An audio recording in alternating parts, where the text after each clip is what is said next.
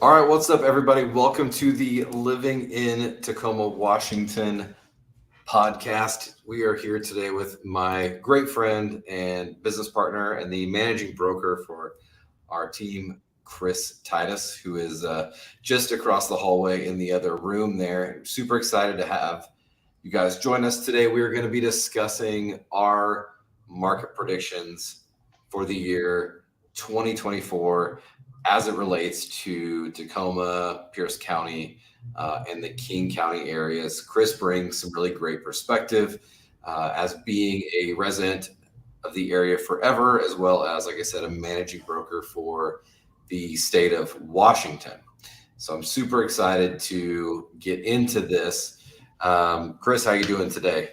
I'm doing great. I appreciate you having me on the live stream today. Really looking forward to talking about some of our predictions for the year to come.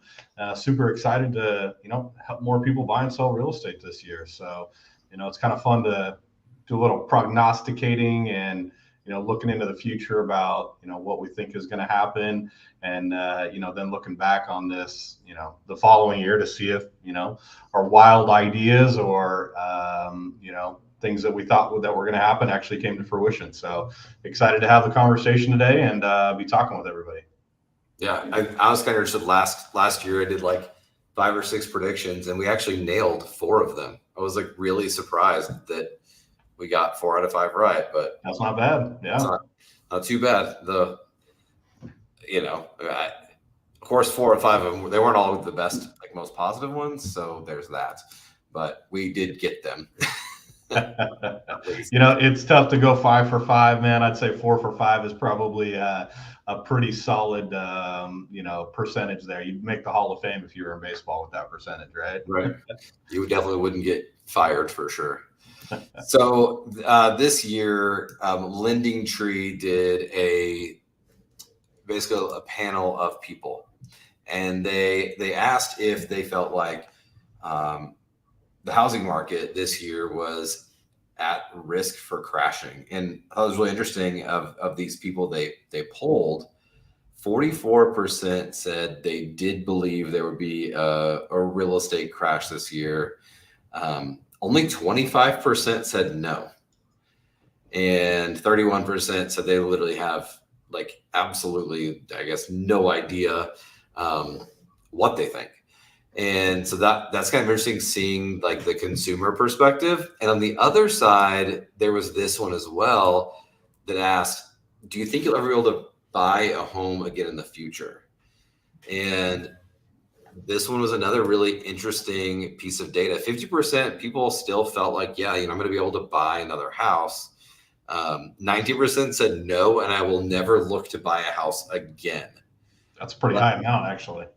Yeah, it is. It's crazy that 20% have just given up, and then 11% said no. I don't think I'll be able to buy again. And 19% again, we're just like, I don't know, man. I'm not sure.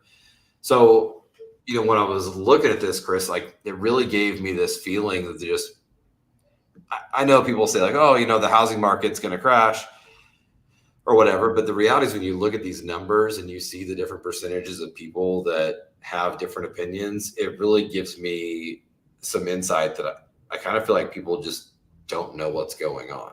Like, does that kind of feel like where you see this as?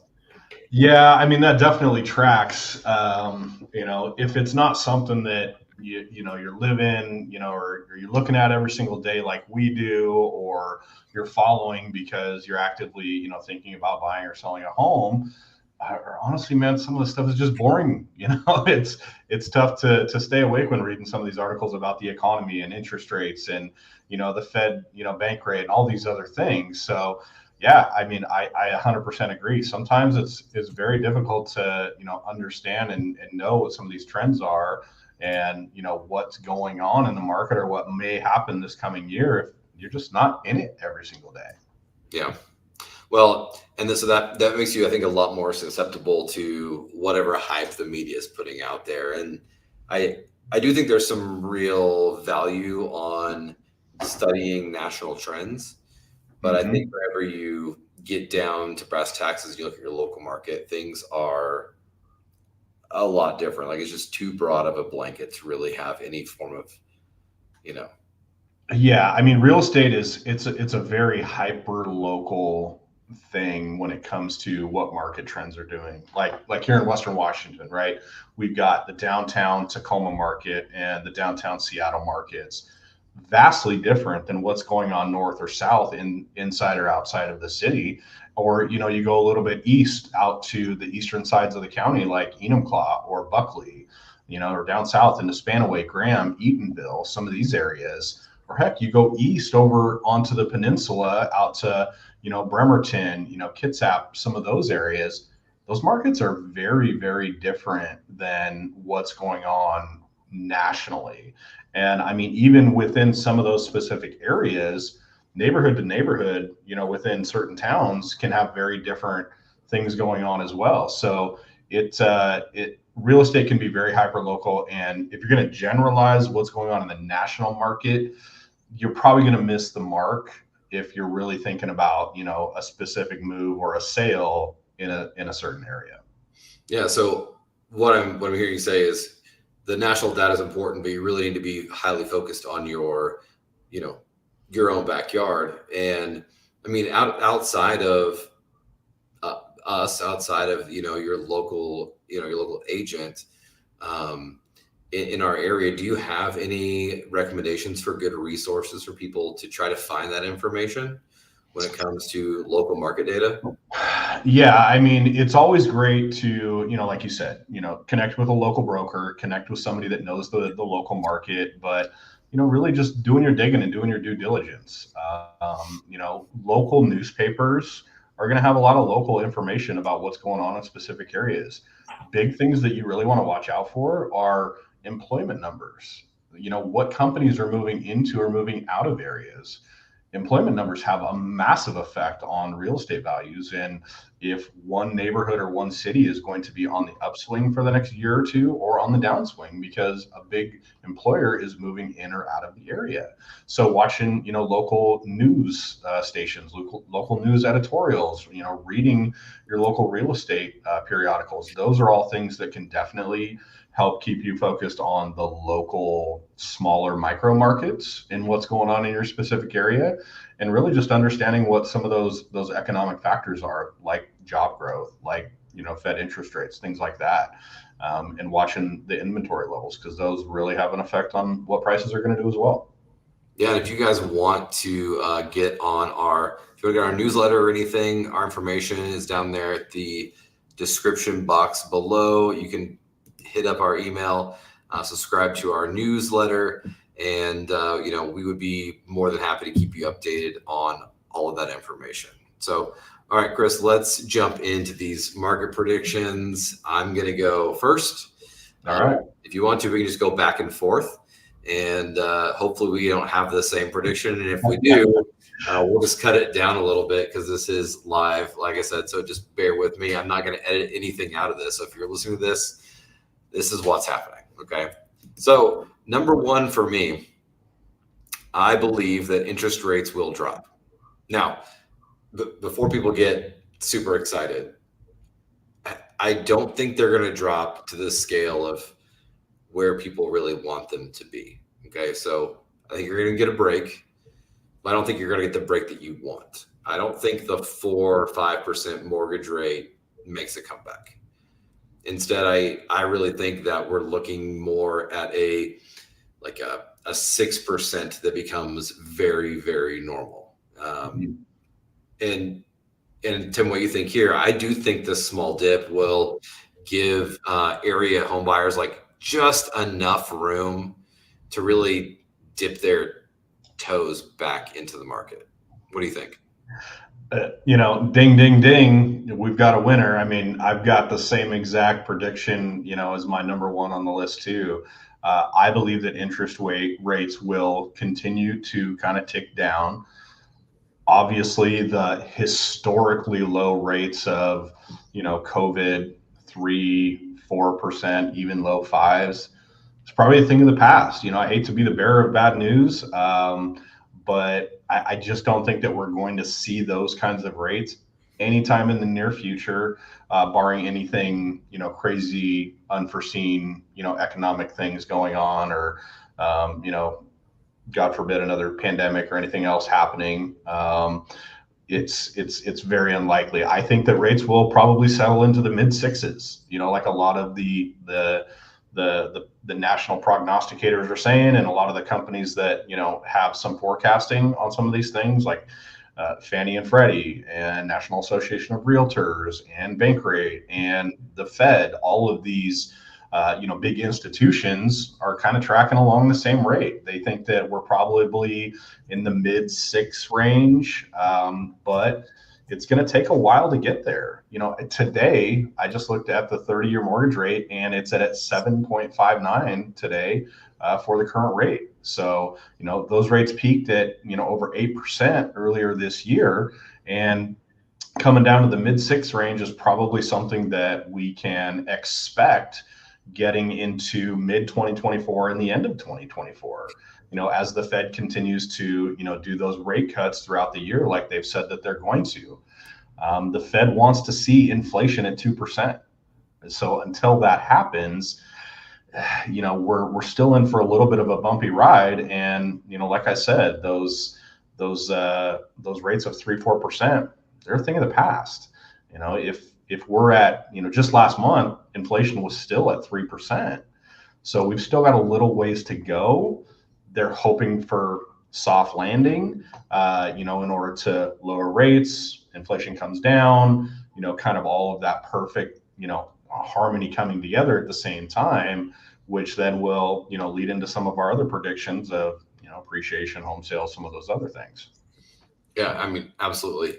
And, adding on to this, I think just, we got very comfortable at those pandemic, lows. And as I'm looking forward here, like look at the Fed, their current level, I think inflation really has kind of gotten under control. And as I marry that with mortgage rates, I think we're starting to feel like as a country, we're probably not going to have a recession. And therefore, there's really not going to be as much, I think, drive to cut the rates. I do think, like you said, the Fed, I think you're still going to see 2 to 3 Fed mortgage rate or Fed rate cuts through the summer. So if I were a viewer, I would just really be keeping my eye on the 10-year Treasury. That's a really good way to track. Kind of it follows in line with mortgage rates. What do you got? What's your first one you had? I know, was it the same one I just had? Yeah, that was my number one. If you want me to jump in, I'll go for number two. Yeah, go for it. Okay. My second prediction for the 2024 real estate market is that home appreciation increases in value will be positive this year. I think that we're likely in the 3 to 5% range conservatively on how much houses are going to increase in value. The historical average is right around 5% every single year. Now that's with some of the crazy swings of 10 to 15% that we've seen in COVID years, and some of the run up in really high home prices over the past 5 years, coupled with the averages of the great financial crisis and the negative effect in home appreciation. So I think that we're probably on track for about a 3 to 5% increase, but it will be positive, but less than average. And some of the factors that have to do with that is that inventory levels definitely have a massive effect on what the appreciation is. Basic supply and demand. And the fact that we are still in very low inventory levels, it does have an effect, and with interest rates kind of ticking down a little bit, yeah, they're still high. We've just talked about that, 6-7% right now.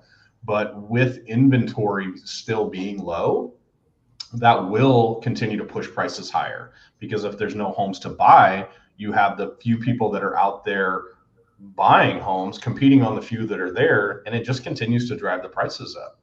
We just had a home this last week that we listed in Kirkland, And we received 4 offers on the house and it went above the list price. Now, that hasn't been the norm for all of 2023. We've seen several situations where, because of the high interest rates and all of the other factors going on, that homes would sit and maybe not receive an offer for a few weeks or even a month or two. And then maybe we have to do a price reduction. We just have less people competing for the houses that were on the market.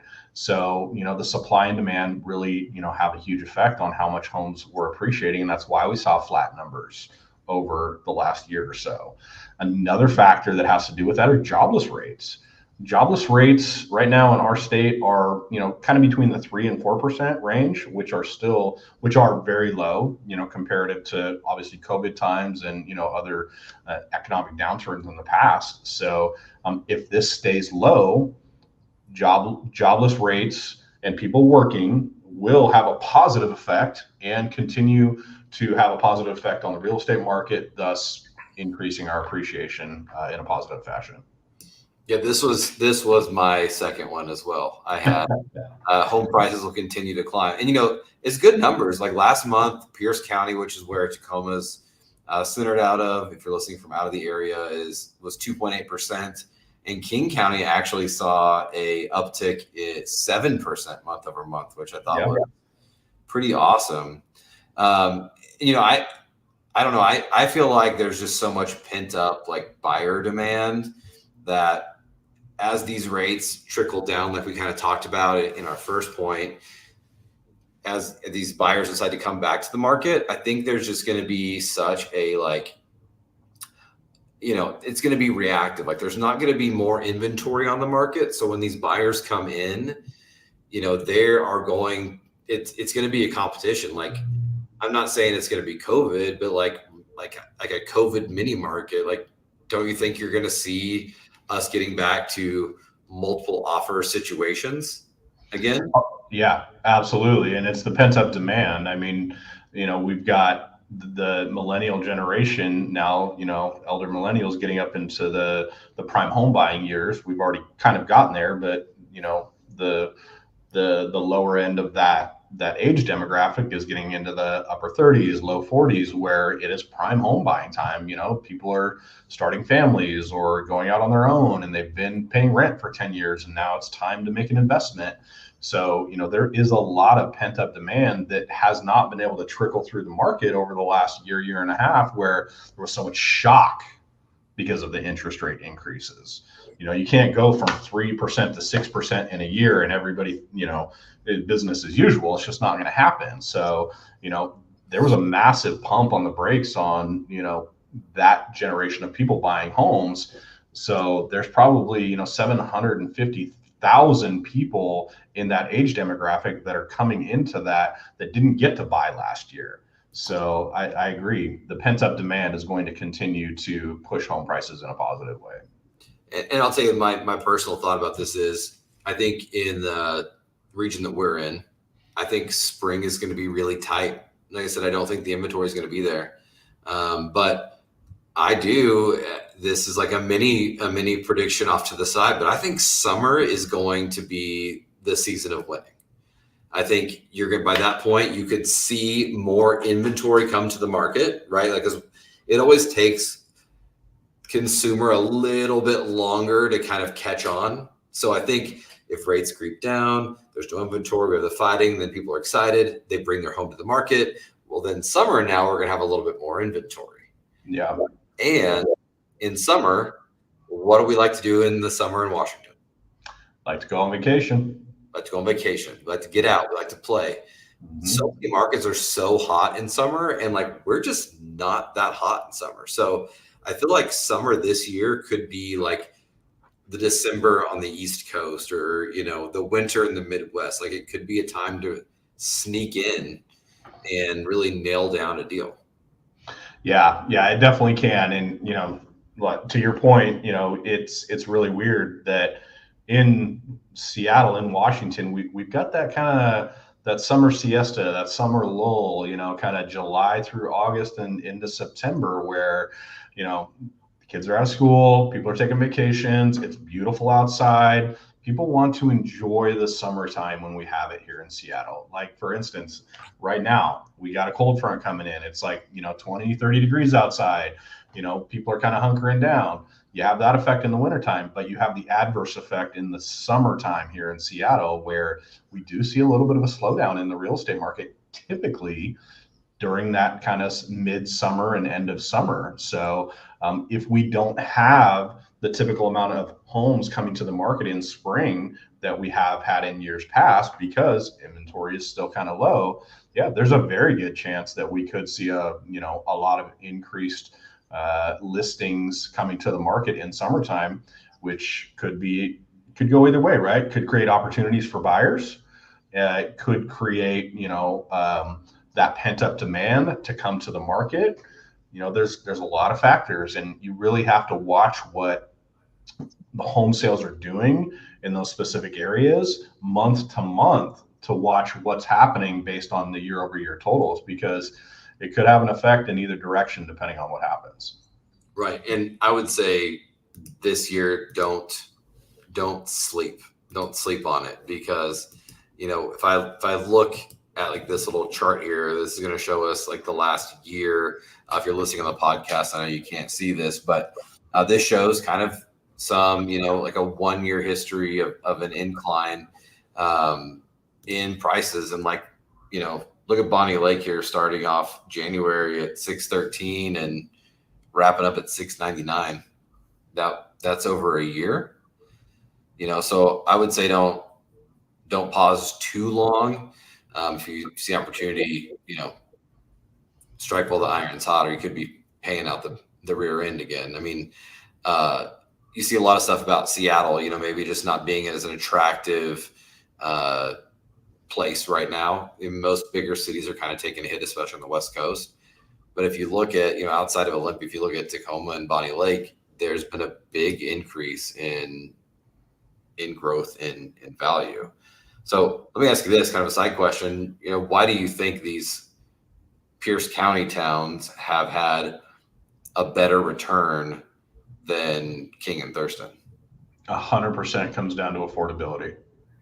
100%, because people are trying to find affordability. They still want to make the investment. They still want to buy a home, but prices in Seattle are 900 something for the entry point to buy a home. Yeah. Whereas down in, Pierce County or some of these other areas farther outside of the city, it's 600,000. So the numbers are drastically different. If somebody can buy the same exact home for $300,000 less and have more of a yard and maybe less crime because they're not in the city, I think that's a lot more attractive to people, knowing that they can work from home, have more flexibility, or have a kind of a hybrid schedule. That is really what's helped keep prices in those positive areas, as far as those areas that are outside of the Seattle metro market. Totally see that. I mean, you look at like, this is I pulled a report here that's got 3 bedrooms that are roughly 1,500 square feet. And look at this difference, like Seattle sitting at $904,000, whereas Tacoma is $469 and Bonnie Lake's $593. Like, that is such a crazy spread for literally just a 40-minute drive. Yep. Yeah, absolutely. Now, 40 minutes might be a little optimistic on that morning commute, but I digress. Yeah, absolutely. All right.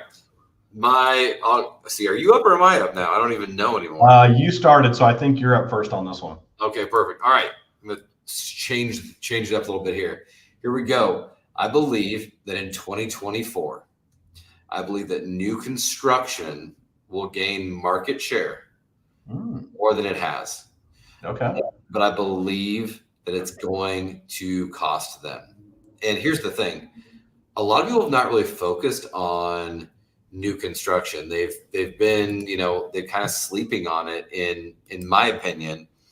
But one of the things I follow, I love to invest in the stock market. So I'm always keeping my eyes on what is happening in the stock market.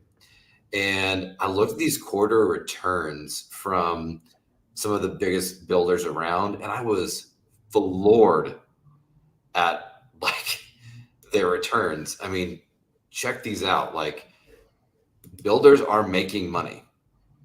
These net income by quarters is just wildly high. Like, look at Lennar's spread. It's just a constant uptick, right, through 2023. And this is the last quarterly return that I got. But, we have KV Homes in our area. They posted a really high return. We've got Lennar in our area. We've got all these people, most of them in our area, and they've had a really big uptick. But here's kind of why I think that is going to be something that comes into play this next year, is because I don't think that mortgage rates are going to be like appealing enough to settle. I think people are getting more and more picky as they're going out to buy homes, and they just want exactly what they want. And, Chris, you and I both saw this with a lot of our relocation clients this year. They favored new construction because of, in our area, bigger communities. They had, air conditioning, which is still kind of hit and miss in our market. On the other side too is, we have an aging inventory problem. Like, we have so many just old ass houses. Yeah. Right. And tell me, is an old ass house much cheaper than a brand new house? Honestly, it's not. No. So, if you're selling, the good side is if you're selling an old ass house, like, you're probably just as good as somebody buying a new house. But I do think that with this, I really do see these builders having to give more. I think, and this is my opinion, this is what I think. I think they're going to really start sweetening the pot, not only because of, rates coming down a little bit, making homes more affordable, but we're also seeing a stronger builder presence. So I think you're going to see more families that are going to be willing to move into spec homes, which are just homes that are kind of built builder grade, but they're new this year. But I also think you're going to see a lot of builders start competing against other builders, not just the market, and having to do things like, do special lender credits, special rates, closing costs. And I know we've seen that before, but I think this year it's not going to be as sexy as it was, because rates are going to be giving us a little bit of a break and people are getting more adjusted. What are your thoughts on this? I agree with, like you said, we've seen some of our clients here moving into the area that have relocated choose to go the new construction route rather than buying a resale home. If you're paying $700,000 for a brand spanking new home, or $660 for a home that, it's updated, but it was built 50 years ago. Some people are just going for that. Hey, let's go for that new home smell, right? Let's go for that, brand new everything. Comes with a home warranty, comes with a bunch of incentives, to your point, with the builders having to give more. They're giving closing cost credits, they're giving mortgage credits, they're giving lower rates, they're giving, design and upgrade options kind of included. But they're also able to do that because they have record profits, in some cases. So I agree that new construction will take a little bit more of the market share, but builders are going to have to contribute to some of that cost in order to entice people to do that. Because, the couple of people that I'm thinking about in my head right now that did go that route, they had flexibility. Not everybody can wait 6 to 7 months to get a home out of the ground before they can move into it. So new construction sounds amazing and it sounds great and everybody wants to have the bright, shiny new house, but some of those factors that go along with new construction, even with the incentives, they just don't work for everybody. Sometimes, people have life. They have to move right now. They can't wait 7 months for a home to be built. even if it is shiny and new, and even if they do get some of those, incentives to go along with building the new home. So yeah, I could definitely see, new home construction taking on some market share this year, but at a little bit of a cost to the builder's profits. Yeah, and especially not having like big major master plan communities out of just a few. These new builds are a little bit more like they're a little more spread out or in smaller pockets. And that was another reason why I felt like they were going to have to really heavily contribute if they really wanted to win people. And I also think that we're going to see a lot more, first time home sellers are going to be the ones moving into new construction. I don't think at our price point for new construction that it's really a first time home buyer type of game. Mm-hmm.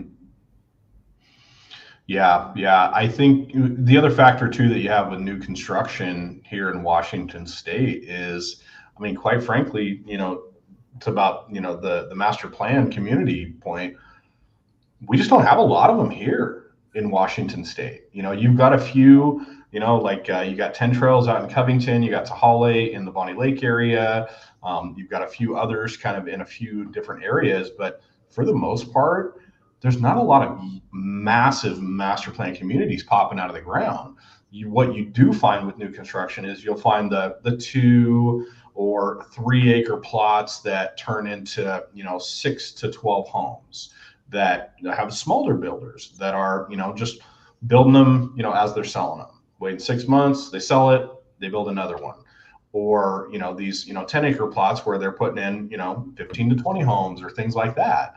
On a little bit larger lots. You just don't see the 10,000 homes popping out of the ground in this one neighborhood, and we're building a school, and we're building a 7-Eleven, and we're building, restaurants and coffee shops and all that stuff in this neighborhood to support that.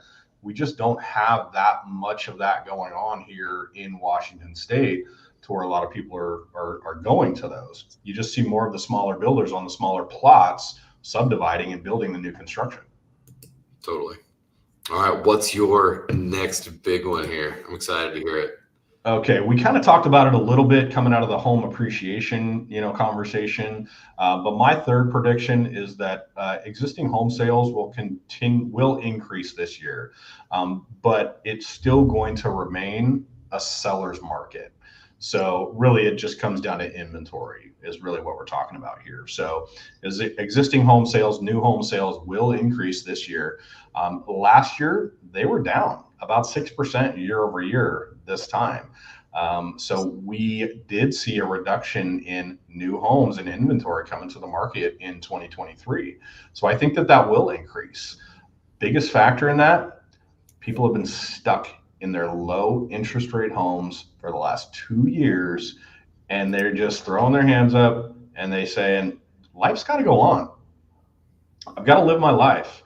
I need to move. I've got a job transfer. I've got my family is growing. I'm downsizing. I'm retiring. I don't like this house anymore. And you know what?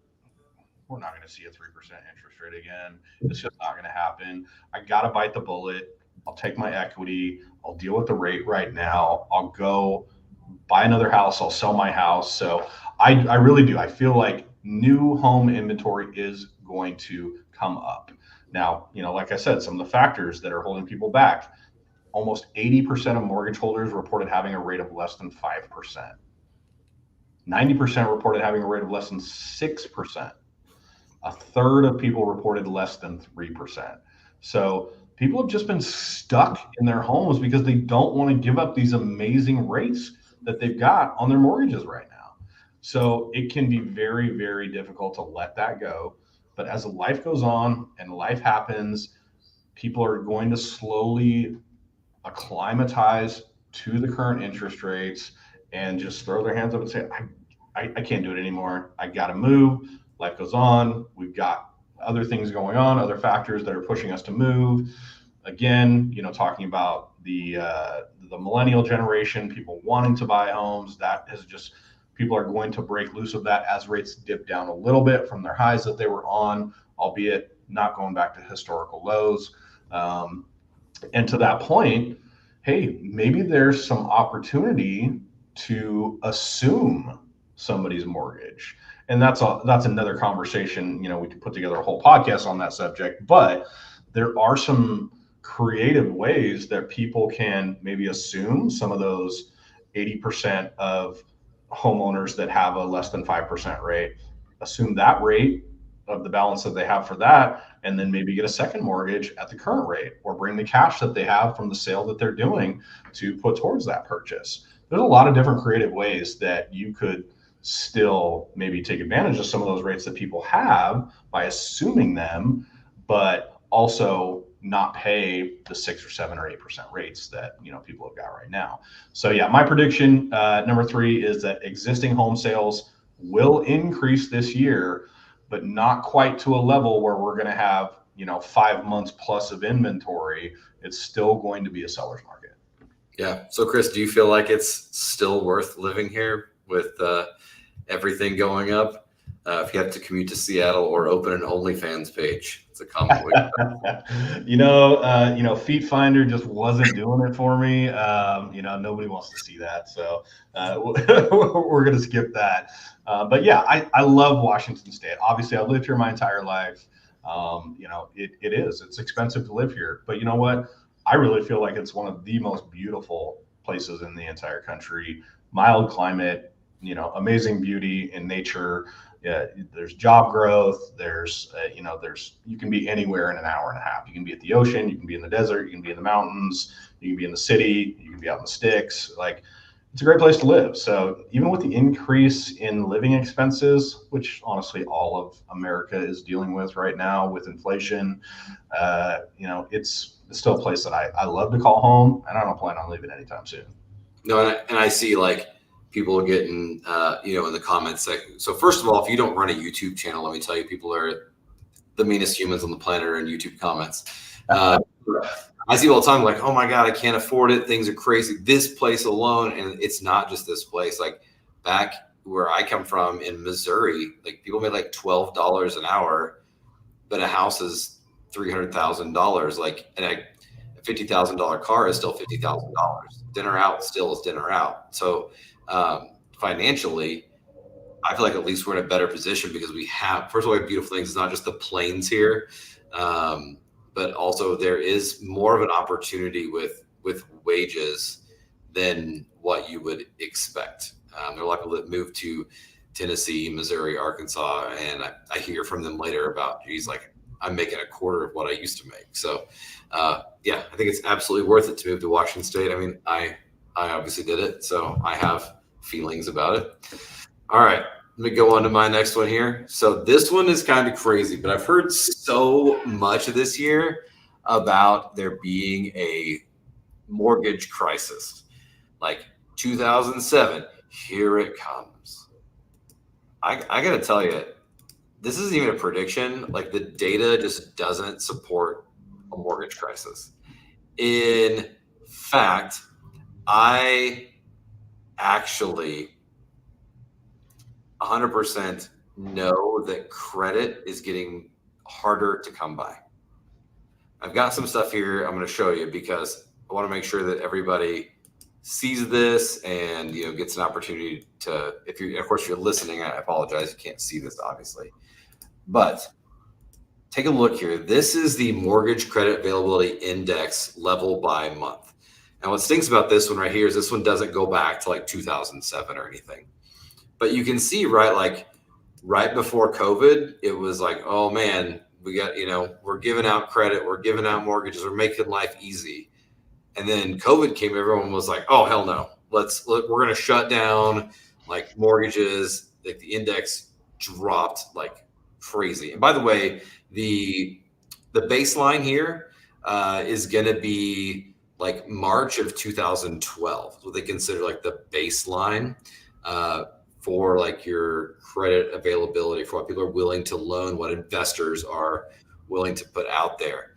And over the past just like 2 years, since 2022, like we've just seen credit availability just sink, like hit, like literally go down below average. Like in fact, it decreased by 4.6% last month alone. So this is a big leading indicator that like standards are really, really tightening. Um, we're just not going to see, things being as easy as they once were. If you look here at this one, this gives you kind of an idea of where these stand on different loans, and you can see each one of these has made a move, has taken a little bit of a dive. You've got your conventionals went down by 3.2%, government-backed loans 5.9, jumbos 1.7, and conforming at 5.9. And really, credit availability has declined to its lowest level actually since 2012 in December. Like that's pretty crazy. Some of this goes with like you're seeing more loan programs being removed from the marketplace. There's a little less support from the government. We're not seeing as many, like the investors are getting a lot more strict about what they want. And ultimately, these are indicators for me that is the exact opposite. I don't see in any way a mortgage crisis. I see the opposite. I'm actually a little bit more concerned for like the standards getting too tight. So rates might drop a little bit, but it looks like these lending institutions are wanting more. And Chris, I'm gonna have you chime in here in just a second, but here's one I've got from all the way back in the day, right? So here is this scale right here that you can see kind of gives you a breakdown of mortgage, how easily essentially it was to kind of get a mortgage. And you can see here that if you look up through about 2007, like it was just a sharp incline, like easy peasy. And then we hit the financial crisis, tanked.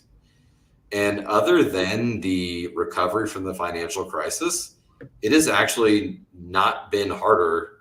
It's not, since then, it's not been harder to get a mortgage than it is right now. And to me, this is a huge indicator that we are absolutely not going to see a mortgage crisis in 2024. And I would put my money on this. This is the only one that I'm putting my money on, but this is not 2008. Now, my question for you, Chris, is if rates do keep decreasing, which we've been seeing other than the week of Christmas, because that's pretty normal, right? You normally don't see a lot of people hopping out to go buy a house the week of Christmas. But if these standards continue to get more strict, how do you think that plays out with your prediction of a higher increase of home sales? It's a balancing act, right? So yeah, if they're tightening credit, qualifications, if they're making it more difficult for people to qualify for mortgages, if home prices are staying steady and increasing, then I mean, the rational thought process is well, then how can people continue to buy houses? How can they afford that? How do we continue to see increases? It's because when people are applying for these mortgages, the people that are applying and getting approved and buying the homes, they can qualify. Wages are still up. Employment is at all-time highs. The jobless rates are low. People that can qualify for these mortgages are the ones that are getting these mortgages, which plays right into your point of we're most likely not going to see a mortgage crisis in 2024. Now, are foreclosure rates on the rise? They're on the rise. They're upticking. Yeah, absolutely. Because a lot of people are still, a lot of that stuff from the COVID era and a lot of the government programs that were helping people stay in their homes, even though they couldn't make their mortgage payments, they are starting to expire and they're going through those foreclosure processes. But all of those programs that the government rolled out with the forbearance programs, with the mortgage servicers, allowing, all of these things to go on to help keep Americans in their homes, they worked. And people took advantage of those programs, re-amortized their loans, worked through those issues in order to stay in their homes. and we are not seeing the flood of foreclosures like some people expected to see. And the fact is that the people that are getting mortgages and being approved because of those charts, because the credit and lending is tightening, the standards are going higher in order to get those mortgages. Those people can't afford it. They've got good credit reports. They've got good credit scores. They've got good income. They've got great jobs. All of those factors are important. And most of the time with people that have all of those factors, they're going to continue to pay their mortgage, or they're going to figure out a way. And with the increase in values that we have seen, this is another huge factor too. The increase in values that we've seen over the past 5 years, most Americans are sitting on equity. If you are sitting on equity and you're getting behind in your mortgage, 95 people out of 100 or more are not just going to let the bank take their home. They're going to sell it. They're going to capitalize on that equity, retain that equity, maybe go and rent something for a year or two, get back on their feet, get back on a more stable ground. So, those are all factors on what's going on. And honestly, I wouldn't say that I was a victim, but I was a part of that financial crisis that happened. I actually bought 2 houses back in 2008. You know what they did when they asked me if I wanted to buy a home, if I could qualify for a home? They said, okay, you got a pulse? Okay, here's $700,000. You can go buy a couple of houses. Just tell me what you make. They're not doing that nowadays. You're basically going through a colonoscopy in order to get a mortgage nowadays. Credit reports, income reports, verifying your assets, making sure that you've got good payment histories, no late payments for 12 to 24 months. All of these things that just were not in place back then. And yeah, it was getting much easier to get credit as things were values were going higher. We were going in the wrong direction as far as lending standards, right before COVID. But when COVID happened, everything dropped off a cliff. These lenders didn't know if people were going to be able to keep their jobs. So yeah, the purse strings got tight, and they're still staying tight to this day because they want to make sure that the money that they're giving out and the money that they're lending is actually going to be repaid. And for the most part, most of the people that are getting these loans qualify for them. They've got good credit, they've got good jobs, they can repay them. Or the people that were getting behind during COVID, they took advantage of the programs worked, and they are getting back on their feet. So no, I don't think that we're going to see a huge increase or a mortgage crisis or a flood of foreclosures either. No, I think, a lot of the, while we do see an increase in foreclosures, the kind of hidden thing there is that there weren't any foreclosures during COVID. So the fact that there are now some means there's an increase. That wasn't the case, several years ago. So, all right, what's your next one? My next prediction for the 2024 market is I think that there's going to be a push to get people, continued push to get people back into the offices, and which that will have an effect on people moving back in to some of these metro areas. Absolutely. And so, with people having to either have a hybrid schedule where, okay, you can work from home 2 days a week, but you got to be in the office 3 days a week, or no, like Elon, he's like, no, we're not doing it. Everybody's in the office full time, all the time, or you're gone. You're going to start seeing more of that as these companies and employers start to push to get people back into the offices, continue to get the productivity up. You can be on either side of the coin on whether you're more productive at home or in the office, but as you guys are all seeing, there's just more of a push to get people back into the offices, which I think will in turn have an effect on people moving back to some of these metro areas that we've seen a huge exodus of over the COVID years. There's more of a push of people getting back into there. So I think that's going to drive prices. It's going to drive sales. It's also going to drive condo sales in some of those areas. for people moving back into the cities and the metro areas to be closer to the office, closer to work, because, hey, I worked from home for the past 2-3 years during COVID. I had to roll out of bed at 7:58, log into my computer at 8 o'clock, and I could press start on the coffee machine and I'd be ready to work at 8 o'clock. So a lot of that stuff is going away, and you're just not going to see that as much. And so I think that you're just going to see more of a, not a massive, but you're going to see more of a migration than we have seen the exodus back into some of those metro areas because of the push to get people back into offices. Yeah, you basically have the choice to either quit your job or move. Yep. I've seen that out in Tahale, during COVID. A lot of the tech workers from Meta and stuff left and bought a house out there because they could get out of the city, and now they're getting called to come back. Can you imagine living out there and having to drive into Seattle multiple days a week? I'm sorry, there's no way in hell I'm doing that. No, I mean, it's tough. It puts people in some pretty tough spots to have to make that decision, and honestly, a lot of people do. They do that. And that's why you got the traffic jam going into Seattle every single day from Bonnie Lake, and it takes you an hour and a half to get into Seattle going one direction.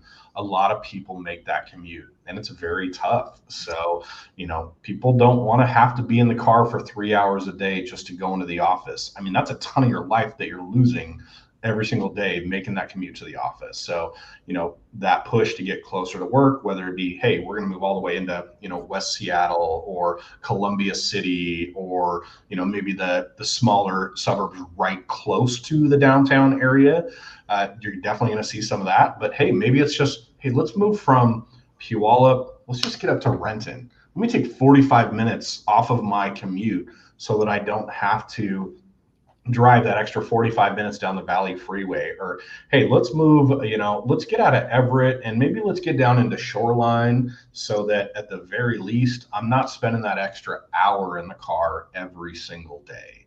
So I do really think that there's going to be a push to get some people closer to where they have to commute to, not an exodus from, the suburbs or, the rural areas, but really just, a flow of people back to some of those areas where they moved out of because they just didn't have to go into the office, where now they do.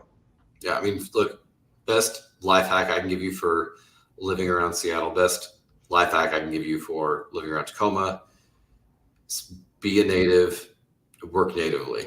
Like, if you can get a job close to where you live, like, your quality of life will increase 10 times over. Absolutely. And I think we're going to see more of this, Chris. Like, you and I both are big believers in productivity in the office. Like, we both know that we do, but we both know that we accomplish more in the office. Sorry, everybody, that's just the case. Like, I wish it wasn't that way.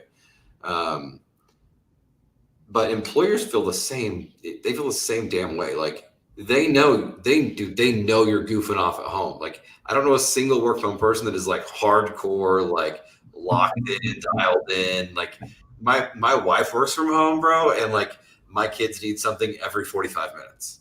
Yeah. They need a ride. They need a snack. They've got an appointment. They're just texting her to see what she's doing. Okay, that doesn't happen if you work in the office. Like, I don't know. I probably called my mom at work and was like, "Are you actually working?" But it is just a crazy difference in productivity.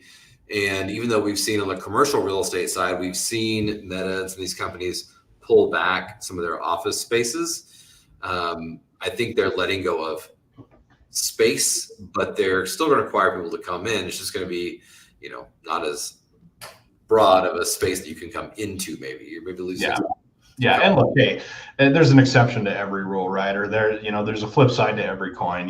There's probably a few people on this podcast or this live right now that are like, you guys are freaking crazy. There's no way I'm getting more done wasting an hour of my day driving to the office. I just get more done at home. Hey, I can appreciate that. More power to you guys.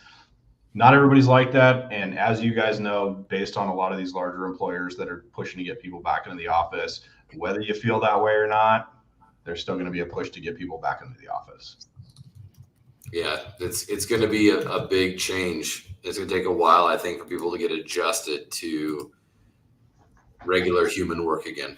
Yeah, absolutely. So Austin, I'm going to kick it back to you. Yeah, What is your fourth prediction for the real estate market this year?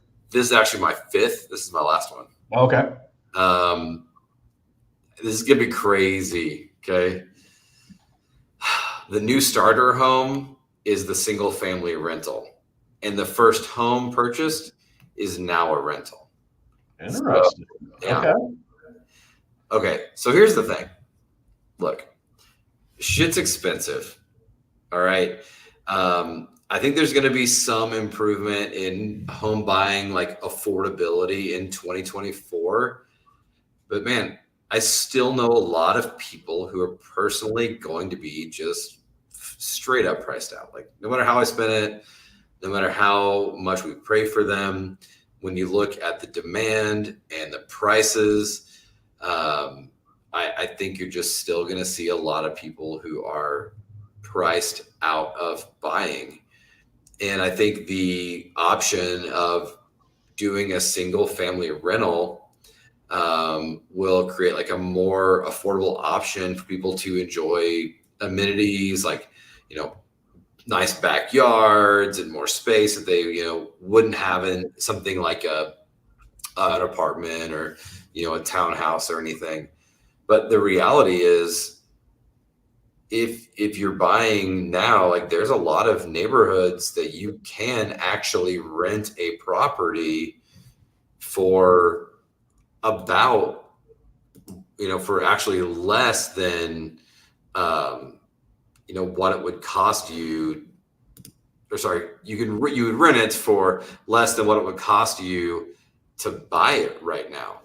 And we're seeing some pretty crazy, trends in general with people, and they're moving around in this space, right? Like, take a look right here. You can see these are kind of the rents rise in the Midwest, East and South, and here is the West Coast. We earned the poop brown stripe, so yay for us there.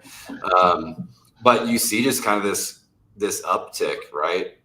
Just going up, and this says the average rent here is around $2,300. I was doing some searching online, and that was not at all what I found. I was seeing stuff on like Trulia for 32, 35, 4,000. And of course, I'm looking at like single family rentals, 3 bedrooms. I'm not looking at like a 1 bedroom apartment, because the whole point of my prediction is single family housing. Yeah. That's really the key indicator for me.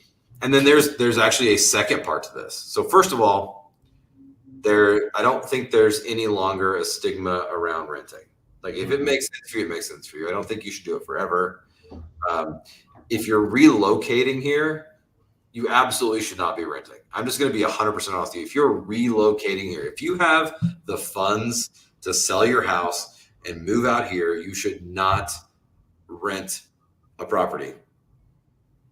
For what you would gain even in just 2 years of equity, it would shock you. Tell me about that.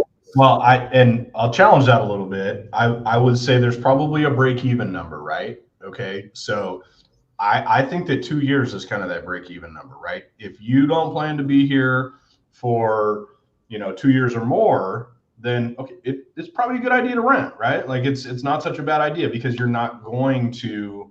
It's going to cost you all of the gains that you got over those 2 years in order to sell, if you're just going to sell it.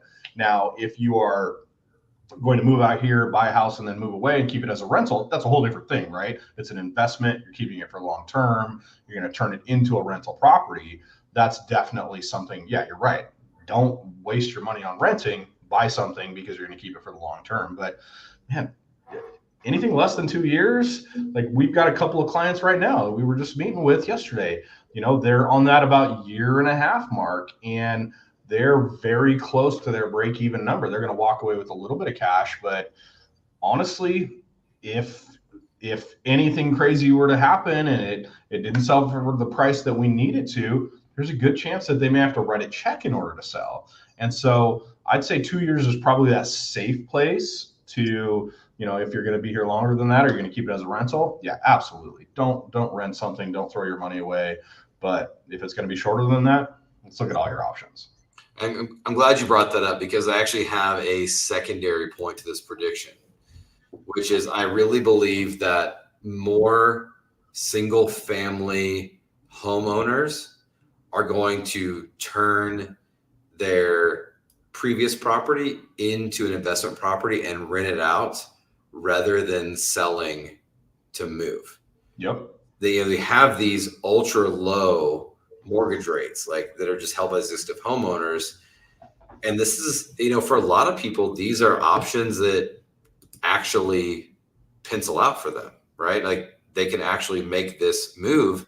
And on top of this, like, if I look at what we're seeing as far as like rental vacancies, like where there's holes in the system, if we look here at this like rental vacancy chart, you can see that rental vacancy is hella low, like 6.6% rental vacancy, and this is, thank you to Redfin for this data.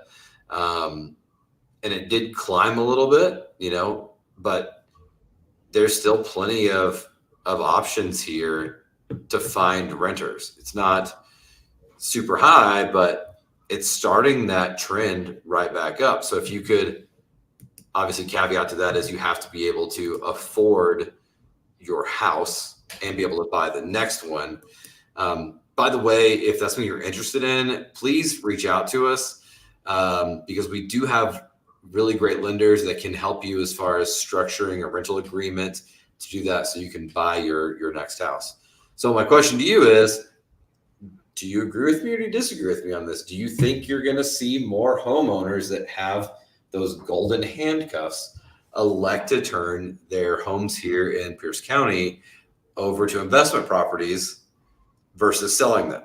And the caveat to that is, knowing what our rental laws are like, knowing how much of a pain in the ass it is, knowing that you're probably a mom and pop renter, I still think something we're going to see more than we saw last year. I don't think it's going to be a ton, but I definitely see an increase in it. What are your thoughts?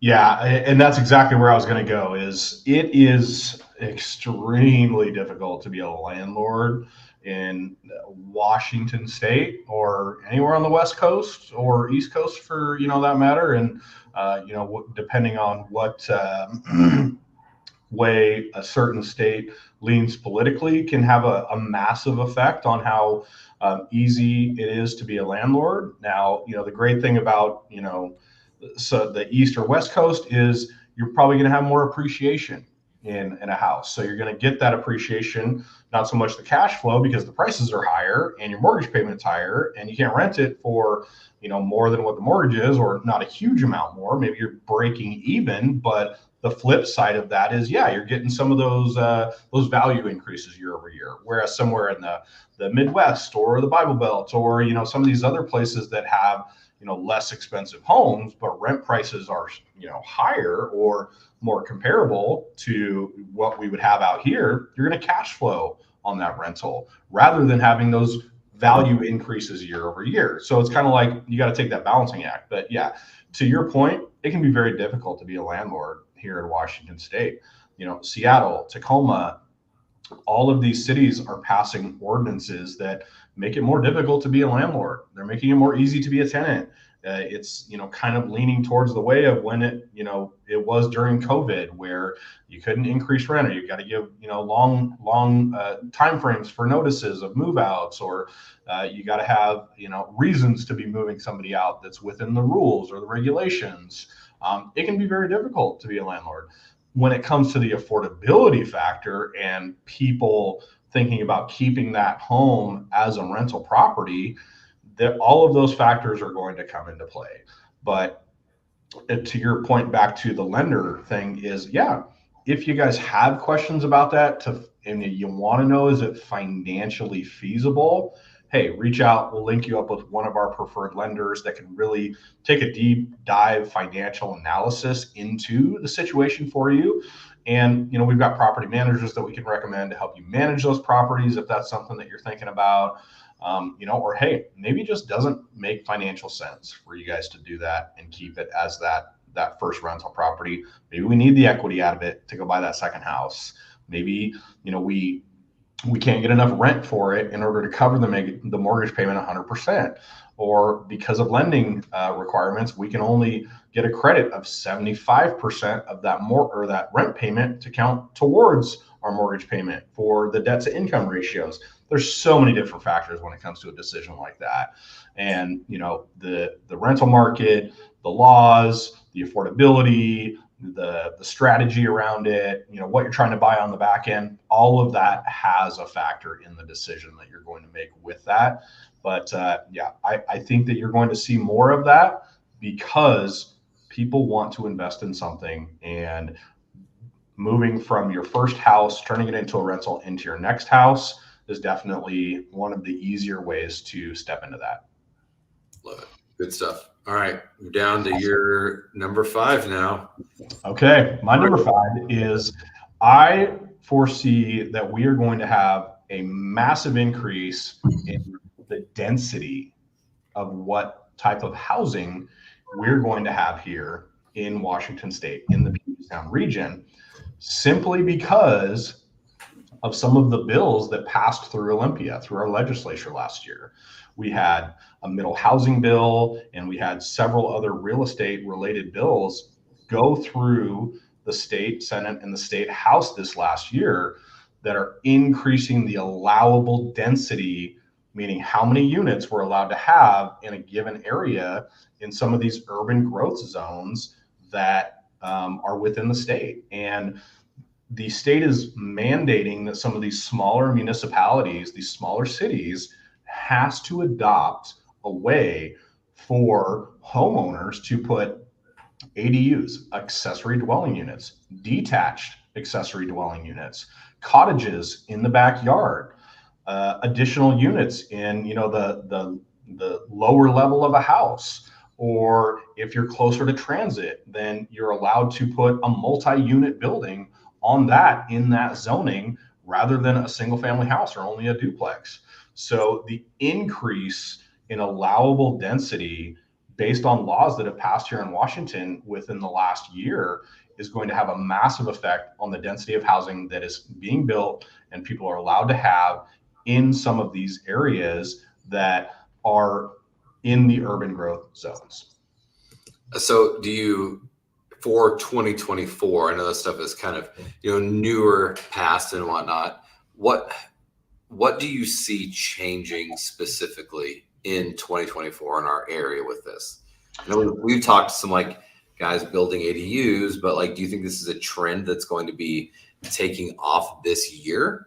I mean, do you think it's something that we're already seeing, and with the passage of these bills, it's just going to increase in popularity. So the fact that the state at a state legal level is telling all of the cities that they have to allow increases in density, that alone is going to increase the popularity of it. So really it comes down to what's the highest and best use of a piece of real estate as far as the value is concerned. Well, if you can put 2 units on a property rather than 1 unit, that means that you can get double the rent for that property, thus increasing the value. And that the multiplying factor only gets greater the more units that you can put onto a property. So the fact that the state is allowing it and pushing these smaller cities to allow it, and we've already seen some notices come out in some of the rural areas about the urban growth areas and bills that they're passing in order to increase those urban growth areas. I've seen some people in some local Facebook groups, community groups saying, hey, I got this flyer. They're saying that they want to increase the urban growth area. What does that mean? Well, it really just means that these cities want to increase the urban growth area so that when those laws really do take effect over the next year to 2 years, that then in those urban growth areas, they are required to allow more density. And it just comes down to housing. The state is trying to create more housing for the homeless situation. They're trying to create more affordable housing for lower income families. They're trying to create more housing for, younger folks that just can't afford a $600,000 house at a 7% interest rate, working a support staff job or working as a waiter or working at the gas station, or all of these entry level positions that people have to live in, but they can't afford a $600,000 house at 7% mortgage. So the whole thing really comes down to increasing housing, increasing affordable housing, and making some of these areas more dense so that they can't create those units. As far as making these areas more dense, let's say, you have a community and you have several homeowners who end up deciding to build detached units, take full advantage of this. How do you feel this will play out if people in the neighborhood end up wanting to sell and they've actually built and sold lower price point properties? Is this going to cause a negative impact on the resale of the more traditional standardized homes that aren't carrying the detached units on them? I'd say it's all real estate is a case by case basis, right? Like no two houses are the exact same. Okay, maybe a couple of houses that are built on the same block with the exact same layout, and no factor changings. But for the most part, it's going to be a case by case basis. Like, okay, where are these units built? Is it visible from the street? Those ones that they did build with those extra units, have they sold recently? Are they selling for an increased price? Those are all going to be factors in comparable home sales on how we value the real estate that we're selling. Now, the state has built in some protections to help with that. Some of these HOA communities that have it built into their CC&Rs, their covenants, conditions, and restrictions, that you're just not allowed to build an ADU or a DADU on the property because of the covenants for that community. Well, then that is an outlier from what the state is making some of these cities do. If it's in the CC&Rs that they can't do it, then they can't do it. So in those communities, it's not going to affect anything. You're not going to have increased density because you're protected based on your CC&R. So a lot of people talk about, oh, I don't want to live in an HOA because I don't want Karen down the road telling me I can't, paint my house or, raise a flag. Whereas, hey, this might be the adverse effect where that HOA and the CC&Rs might protect you if you don't want to live in a community where there's increased density or a cottage in the backyard of every house, or they're popping up more often. Yeah, can you imagine 2024 being the year of people fall in love with HOAs? Hey, crazier things have happened, I think. All right, man. Well, I appreciate you hopping on here with me today. I'm going to try to keep Chris coming on here and helping us out with all of his knowledge. Those are our predictions for the real estate world in 2024. No matter which platform you're listening on, I would love to see what your thoughts are. So drop a comment. Let me know what your big real estate prediction is. And of course, if you're listening on Apple Music, be sure to leave this podcast a 5-star review. Next week, I have Ollie coming on. We moved his family from the Dallas, Texas area. Nice. One thing that we've had an interesting experience with has been Texas and people moving from Texas and Texas's opinion of our area. So I'm really excited to break down the reasons for their move, what that experience was like relocating from the most conservative state on the planet to our area, and then just really, spending some time with a really good dude. So until next time, guys, Chris, thank you for joining us. And of course, I'm Austin of Tacoma, and we'll see you guys next week. All right. Thanks a lot, man. It was great being